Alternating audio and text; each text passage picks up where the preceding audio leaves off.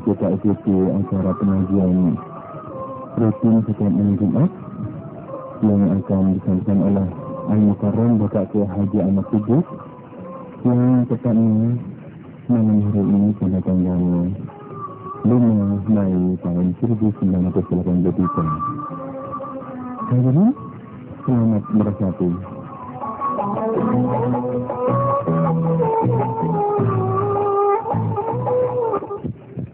Assalamualaikum warahmatullahi wabarakatuh. Bismillahirrahmanirrahim. Alhamdulillahirabbil alamin. Wassalatu wassalamu ala asyrafil mursalin sayyidina Muhammad wa ala alihi wa sahbihi amma ba'd. Para hadirin, ibu-ibu dan bapak-bapak, saudara-saudara sekalian,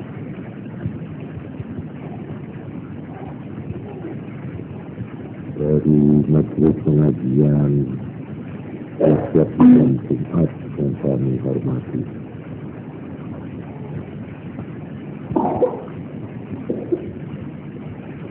Saya masih merasa perlu menambahi sedikit keterangan mengenai pertanyaan yang tampaknya sederhana, tapi dalam pengajian yang lalu telah saya jawab dengan jawaban yang sedikit luas dengan maksud supaya kita di dalam menghadapi yang berbau adat istiadat Jawa khususnya dan adat istiadat Barat dan lain sebagainya, kita mempunyai pegangan, mempunyai dasar. Sebab di dalam kehidupan sekarang ini, kita ini mau tidak mau berhadapan dan langsung atau tidak langsung terlibat dalam macam-macam adat istiadat yang mungkin kita tidak tahu latar belakangnya, kita tidak menyadari bahwa adat istiadat itu mempunyai sumber-sumber yang mungkin bertentangan dengan agama Islam. Jadi ini satu. Yang kedua, di dalam hal-hal adat istiadat, baik yang berasal dari leluhur kita, artinya dari bangsa nenek moyang bangsa Indonesia, khususnya di tanah Jawa, maupun adat istiadat yang datang dari Barat. Ini kita dari umat Islam. Sebenarnya kalau sudah punya pegangan, kita itu bisa malahan memanfaatkan adat istiadat itu dengan berusaha mengisi hal-hal yang diridhoi dan yang sesuai dengan ajaran agama kita.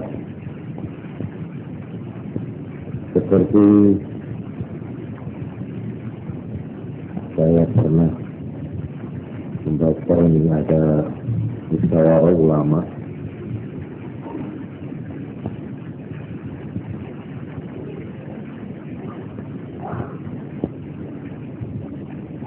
tentang yang namanya haul. Apakah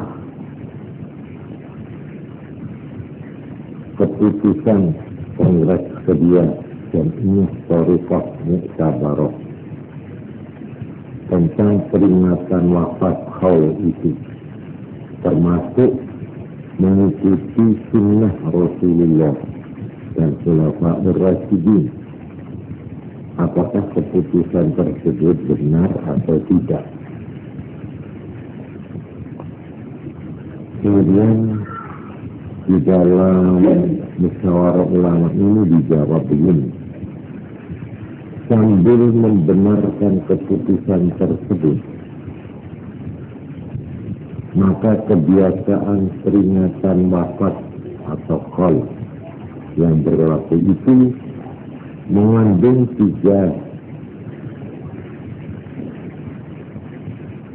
Satu, mengadakan ziarah kubur dan tahlil.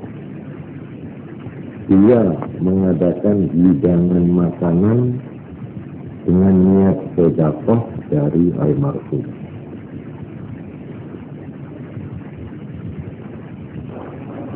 Kedua persoalan ini sudah jelas tidak terlarang.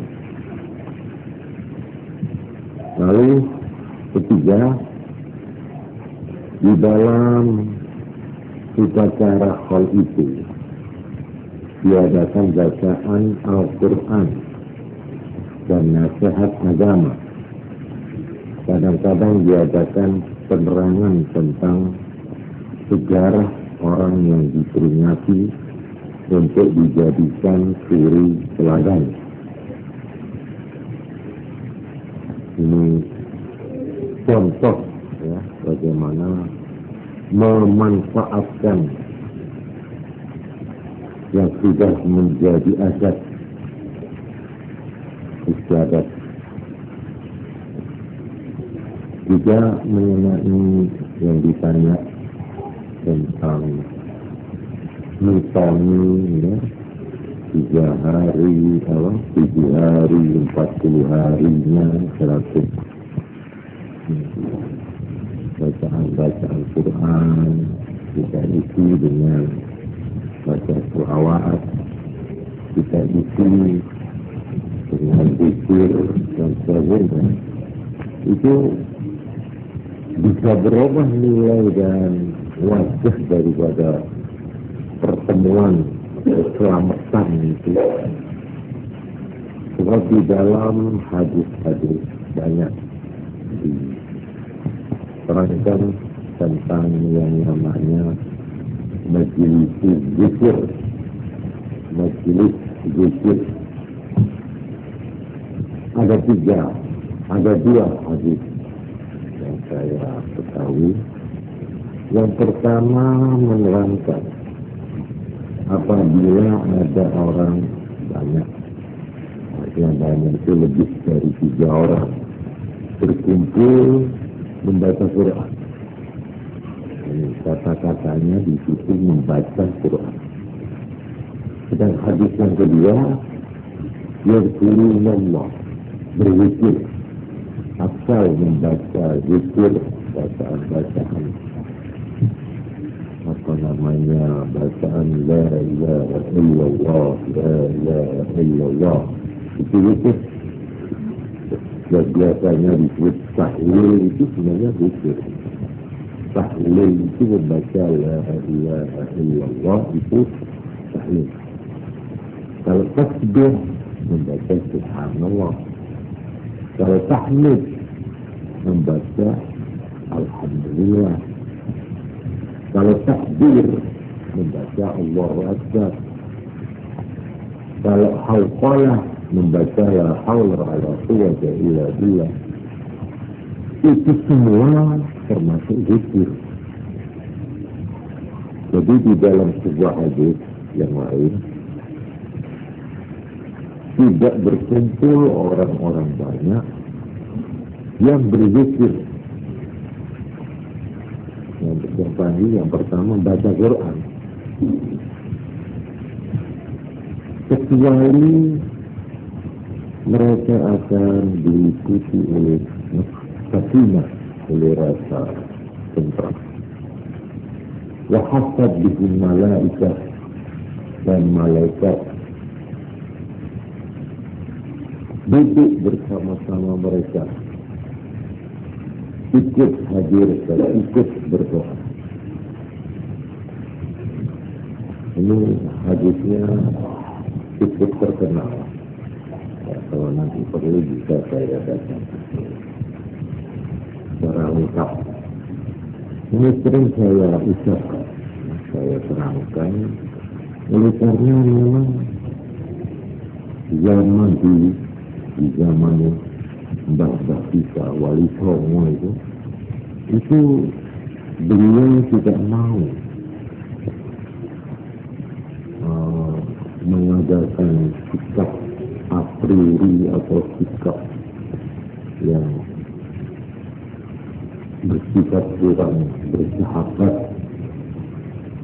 Malah beliau itu mentolerir adat istiadat berlaku di tanah Jawa ini, ya, lalu diisi dengan hal-hal yang baik menurut agama. Jadi mereka itu, beliau Mbah kita itu memang cocok dengan wataknya orang Indonesia, khususnya orang Jawa. Ini tidak mau konfrontasi yang itu tidak mau. Mereka itu ingin apa-apa itu dipertemukan, mana yang sama, mana yang kira-kira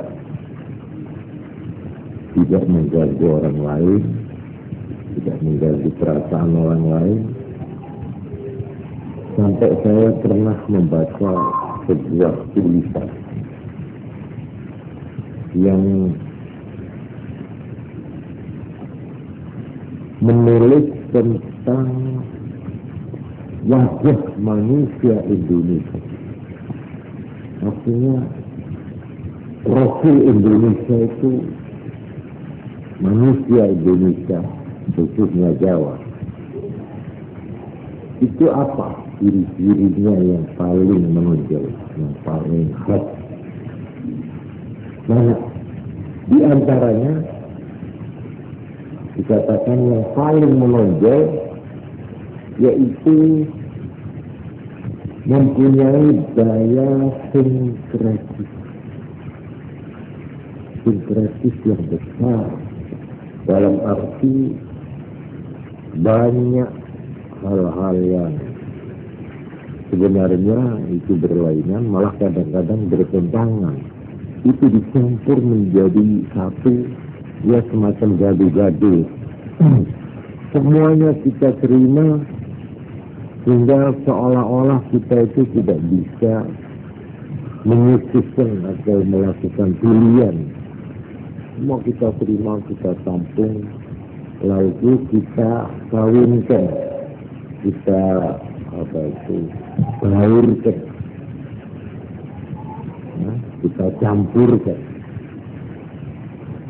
Nah, ini memang kalau kita melihat, ini perlu kita pahami, ya. Perlunya itu supaya kita itu mengemukakan apa-apa itu supaya cukup realis dan cukup bijaksana. Jangan orang itu karena mempunyai pendirian lalu ingin memaksakan pendiriannya itu dengan tidak melihat kanan kiri dan tidak melihat masyarakatnya.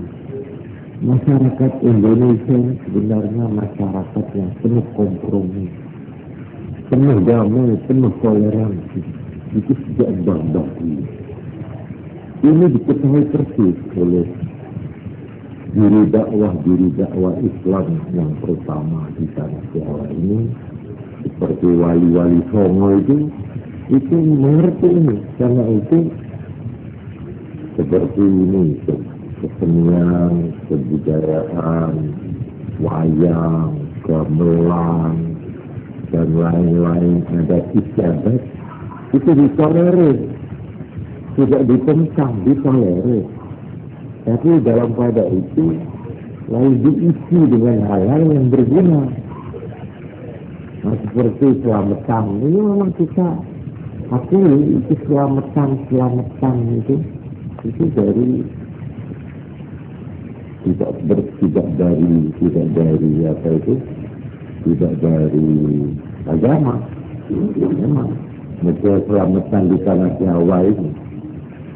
Ya, mungkin kita kalau melihat di negara-negara Islam yang lain tidak ada model keselamatan seperti di sini, apalagi pakai berkat-berkatan itu, pakai jamur-jamur, tidak ada kayak gitu. Memang itu sumbernya dari atas di sini. Tetapi kita punya ajaran yang namanya sodako. Ya, sodako. Ini bisa dimasukkan di situ. Juga ajaran zikir tadi itu, saya sebut, baca Quran bersama-sama. Ya ini wali-wali sama itu dimasukkan. Jadi tentang ini kita ini supaya luas gitu. Seperti sekarang ada ulang tahun, ini sudah jadi ada. Ini berasal dari Eropa kalau saya tidak salah, dari Barat. Mulai anak kecil ulang tahun. Ya sampai kita ikut-ikutan juga ulang tahun. Dulu kita ini tidak pernah ulang tahunan. Tapi akhir-akhir ini, apa betul itu dari Barat itu kira-kira? Hah? Iya. Ini bagaimana menghadapi adat atau hasil kebudayaan atau hasil ya dari Barat ini ulang tahun. Saya pikir tidak apa-apa. Yang penting bagaimana isunya, itu. Jadi umpamanya ini kita berulang tahun anak-anak, tapi kita isi dengan hal yang baik menurut agama. Saya kira itu baik saja. Ya terserah di dalam dunia yang seperti kita lihat sekarang. Dunia ini menjadi sempit karena teknik. Ya, artinya transport hubungan antara Amerika dan Indonesia ini dekat sekali. Jepang itu malah Eskimo apa itu sudah dekat, seolah-olah bumi yang besar dan jauh ini sekarang menjadi satu tempat yang kecil, yang setiap waktu itu orang bisa hubungan, baik orangnya datang ya, atau suaranya yang datang dengan alat telepon atau dengan TV atau dengan ya segala macam alat hubungan komunikasi. Dunia ini menjadi sempit. Karena itu kalau terjadi apa-apa di ujung barat sana umpamanya menit ini terjadi, maka itu gampang menular ke sini. Begitu juga adat istiadat, kebiasaan. Jadi akulturasi, apa ya, situasi, pembauran, ya, atau macam-macam kebudayaan, lalu saling tukar menukar, saling tusuk menyusup, saling masuk memasuki, itu saya kira tidak bisa dihindari. Adat yang terjadi di sana, ya, lalu di sini menjadi satu dengan adat istiadat di sini. Ini saya kira pergaulan atau pembauran, ya, kebudayaan, kesenian, lagu-lagu. Sekarang ini repot mau cari yang asli, yang tidak kecampuran itu tidak asli. Ya mungkin sekarang malah yang tidak tahu, saya bukan ahli lagu, ya. Apakah lagu Jawa itu masih asli, saya tidak tahu. Tapi kalau lagu-lagu yang umum juga dengar itu campuran itu. Ya ada bau Indianya, ya ada Arabnya, ya ada Melayunya, oleh campur. Ini saya kira mempengaruhi ini. Malah sekarang ini sudah diatur oleh oleh negara-negara. Itu pertukaran kebudayaan, pertukaran kesenian itu malah diatur sekarang. Memang direncanakan. Dan kita sendiri sebenarnya tidak ada firman itu di dalam Al-Quran. Kata-katanya itu begitu luwes, begitu lok. Yaitu firman yang mengatakan inna ja'alnakum syu'uban wa qabaila lita'aruf. Aku memang menjadikan kamu ini berbangsa-bangsa, bersuku-suku, lita'arufi, supaya kenal mengenal dan saling tahu mengetahui satu dengan yang lain. Itu artinya kan menganjurkan itu pergaulan dan kenal mengenal kebudayaan, adat dan sebagainya. Jadi orang ini kalau mau mempertahankan hukum saya mau non-Islam, betul, tapi bagaimana? Itu di dunia yang makin sempit karena kemajuan teknik. Tapi cuma kita diberi garis kelihatan yang dilarang, yaitu mutlak. Ini tidak boleh. Ini sudah jelas itu. Surat Al-Kafirun ya. Qul ya ayyuhal kafirun la a'budu ma ta'budun. Terus apa itu? Wala antum 'abiduna ma a'bud. Wala ana 'abidun ma 'abadtum. Wala antum 'abiduna ma a'bud. Lakum dinukum waliyadin. Jadi soal agama, soal kepercayaan, ini ada garis. Tak bisa. Ini pendirian Islam karena ada itu tadi surat Al-Kafirun. Di dalam soal kepercayaan dan iman ini tidak ada kompromi.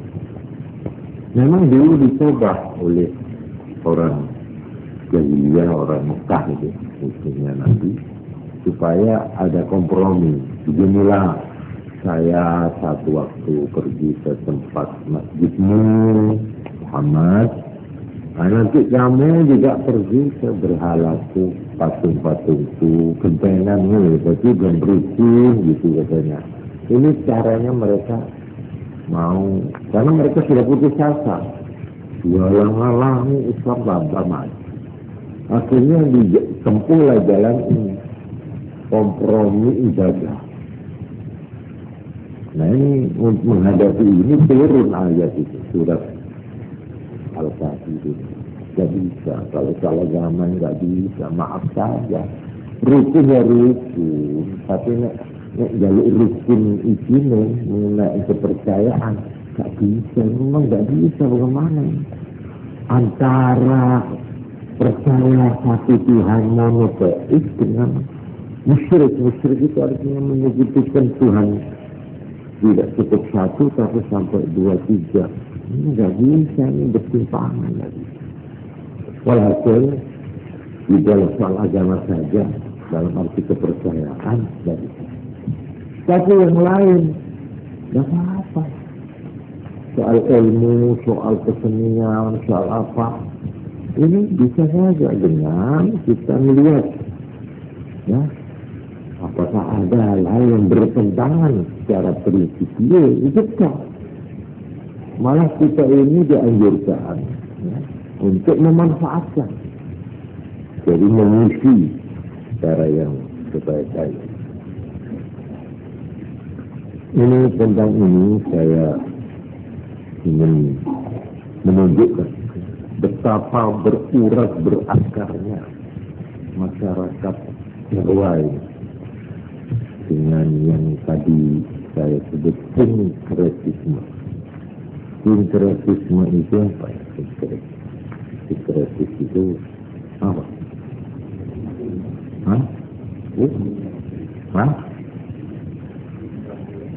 Pencampuran pembauran antara macam-macam unsur dijadikan satu, itu sinkretis. Ini apa kebudayaan atau pikiran sinkretisme ini memang di dalam sejarah pernah terjadi. Malah saya masih ingat ya. Pertama yang paling menonjol ini soal agama ini, yaitu sinkretisme perpaduan antara dua agama, yaitu agama Hindu dan agama Buddha. Ini pernah dikawinkan, dibaurkan, yaitu oleh Raja Singosari itu soal Kartanegara. Ya, Raja Singosari juga. Kartanegara tahun 1268 sampai dengan 1292. Ini agama perpaduan antara Buddha dan Hindu, lalu disebut Siwa Buddha. Dan ini menjadi agama resmi dari Raja-Raja Majapahit sejak itu. Jadi agama yang dianut oleh Raja-Raja Majapahit itu adalah agama sinkretis, agama perpaduan dari agama Hindu dan agama Buddha. Ini juga di zaman Joko Tingkir, yaitu Sultan Hadiwijaya Aceh, itu juga ada semacam perpaduan lagi Siwa Buddha tadi itu, ya, yang sudah campuran, gitu, campuran Buddha dan Hindu. Ini dicampur dengan unsur Islam, itu diperpadukan terutama dengan aliran Syiah, sehingga ada yang namanya faham wahdatul wujud. Itu ada faham wahdatul wujud dari Syiah yang akhirnya kita kenal sekarang dengan kata-kata manunggaling kaula Gusti. Itu sebenarnya perpaduan itu, manunggaling kaula Gusti.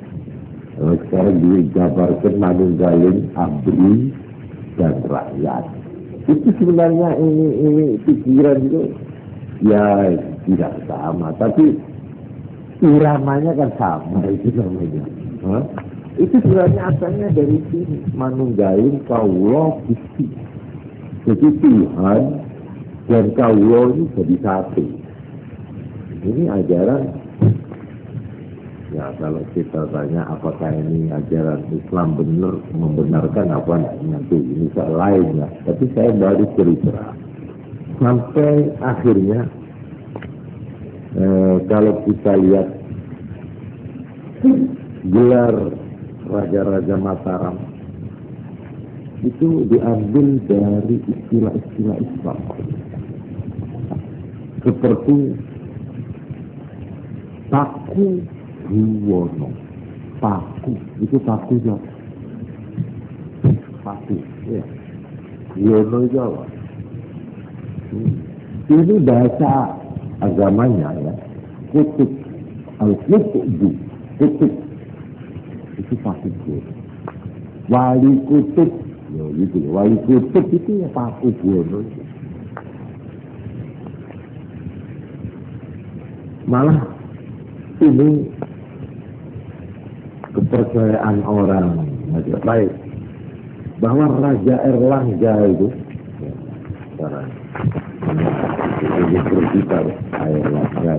itu katanya titisan dari itu. Jadi Raja Erlangga itu titisan seperti itu, penjelmaan gitu. Titisan dari Wisnu. Dan ada kepercayaan bahwa semua raja-raja Majapahit itu adalah titisan Siwa Buddha. Siwa dan Buddha. Ini yang soal sinkretisme di dalam kepercayaan agama. Ini saya kira ini bukan temannya saya menguraikan, ini cuma saya sekedar mencontohkan. Ada lagi perkawinan atau sinkretis yang dilakukan oleh Sultan Agung Mataram. Ini jiwa atau semangat mengawin-ngawinkan itu tadi sinkretisme. Sultan Agung Mataram ini membuat perpaduan yaitu hari dan bulan itu menurut Islam. Hari dan bulan. Mulai sejak Sultan Mataram ini, maka kita mengenal salah ya, itu bulan-bulan semua pakai nama Islam. Bulan akhir, bulan nyawang, apa itu? Apalagi berseteru itu semua bulan itu pakai nama Islam.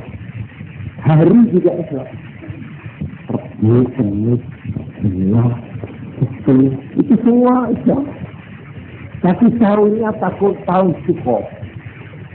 Jadi tahunnya itu yaitu tahun Suko, ya apa? Suko apa Suka?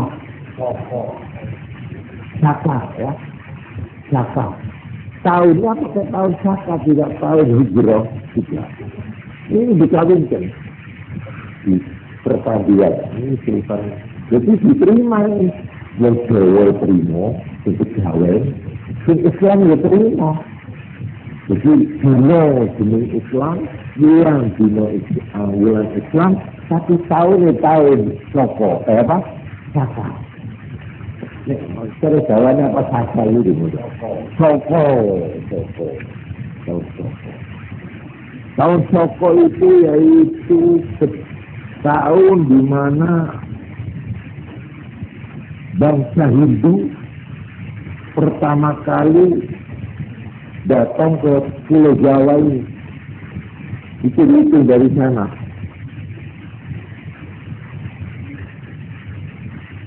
Yaitu menurut yang saya catat tahun 78 Masehi. Tahun 78 Masehi itu datangnya Hindu ke Pulau Jawa.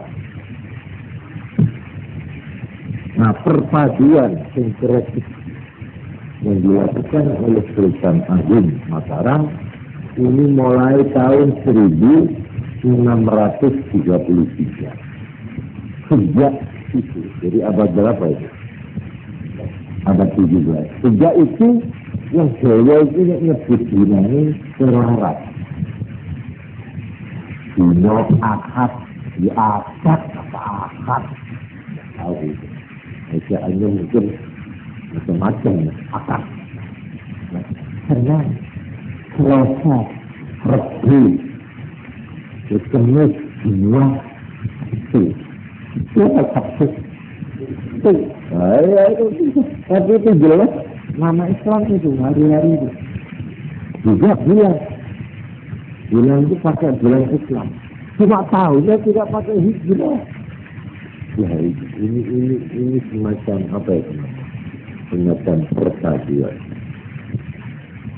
Dan jangan dikira kita hanya mau berpadu dengan soal-soal dari zaman nenek moyang. Belanda juga berusaha. Ya, ini atas nasihatnya seorang ahli Islam, tapi bukan orang Islam, ahli keislaman, tapi bukan Islam. Namanya Snobber Serena. Ini yang menganjurkan pemerintah Belanda penjajah supaya di sini ini bagaimana supaya orang-orang anak-anaknya orang Islam itu bisa kawin dengan aset kebiasaan dan kebudayaan Barat. Jadi sinkretisme dengan Barat.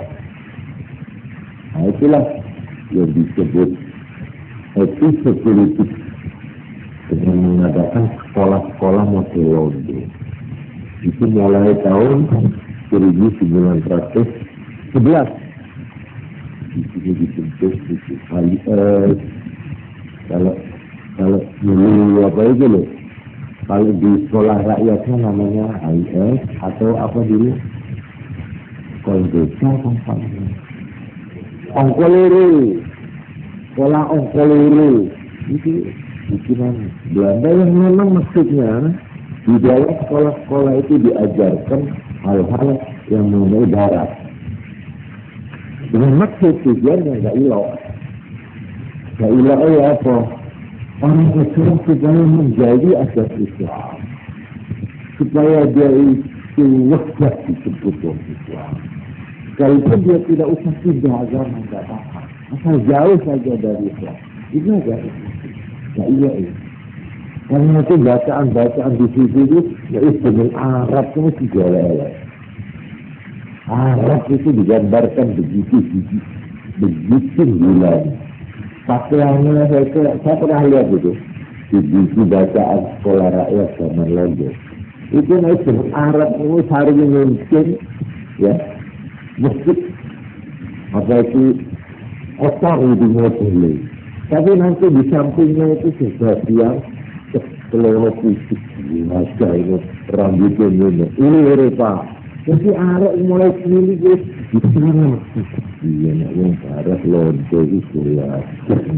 Arab itu sarungan, patut mulai kerajutan, katakan lalre ini.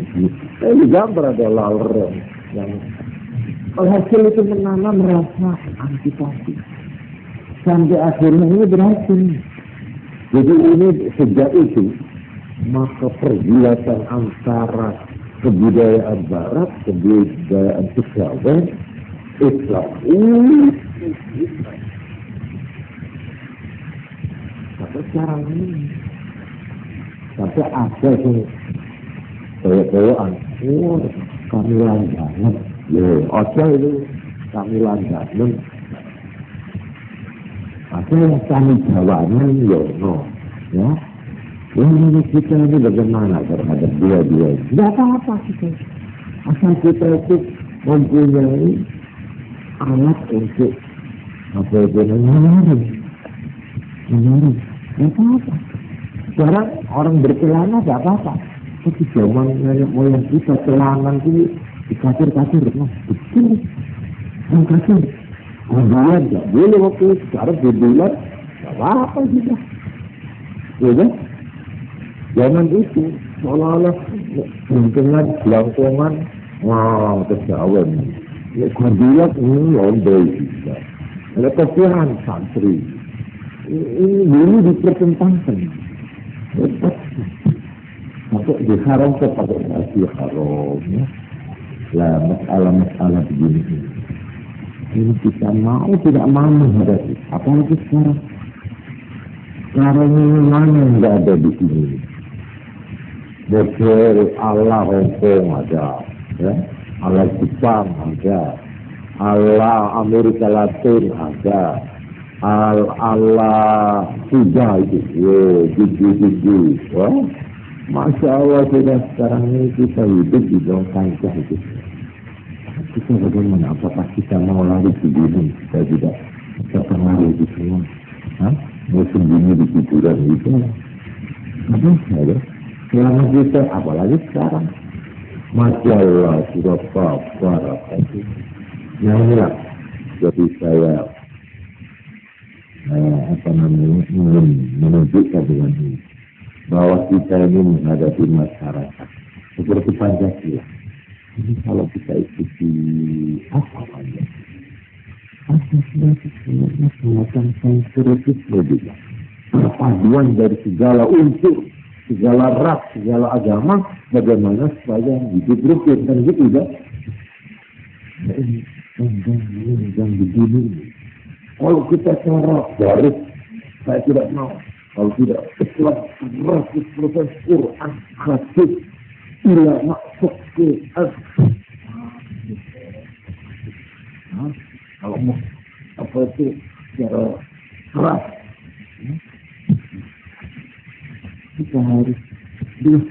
harus toleransi, harus lapang dada. Karena itu di dalam menerima adat istiadat, soal pakaian, soal kebiasaan, selama tidak menyebut soal adat.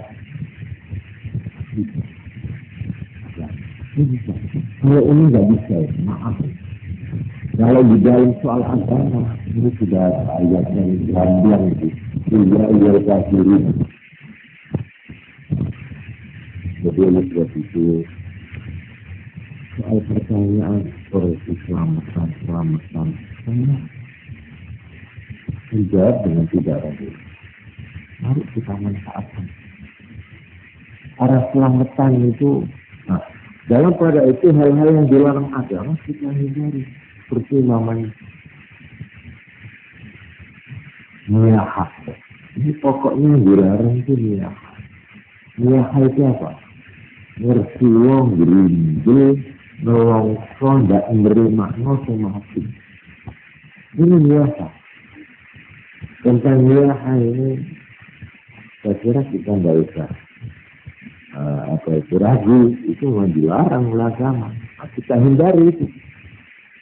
Memang kalau baru mati, ya itu mati. Pokoknya nabi si Newong itu saya kira sudah jauh, itu sudah terhibur gitu. Pokoknya orang wedok atau orang suami sudah ditinggal, sudah 1000 hari gitu. Saya kira itu sudah tidak ada kok. Apa itu perasaan susah, terharu. Ya itu kita hibur dengan cara-cara yang baik. Jadi saya kira di dalam menghadapi ini kita manfaatkan untuk hal-hal yang diridhoi oleh agama. Nah ini saya kira sudah selesai jawaban saya. Jadi insya Allah sudah ada sisanya lagi. Pertanyaan itu saya itu saya anggap itu penting untuk dijelaskan duduknya dulu. Kenapa begini. Kita ini sebagai orang Jawa, sebagai orang Indonesia, sebagai orang ini kita itu di dalam agama ada kaidah. Al-'adatu muhkam, adat itu diperkokoh. Al-'adatu muhkam. Adat itu diperkokoh. Malam yukhalif nafsan syariah. Selagi tidak berlawanan dengan nafs yang syariah.